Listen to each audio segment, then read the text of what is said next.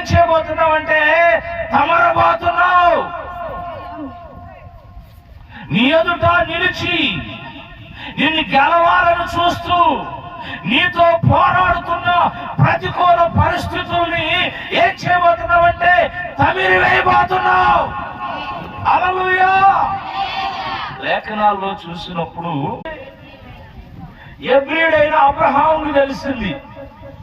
అబ్రహాముకు తెలిసినప్పుడు అబ్రహాం ఏం చేస్తున్నాడంటే తన ఇంట పుట్టి అలవర్చబడిన 318 మందిని వెంట పెట్టుకుని దాను మట్టుకు ఆ రాజులను తరిమేను.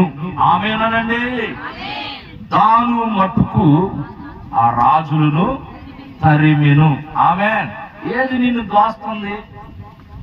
ఏది నిన్ను లోబరుచుకుంటుంది?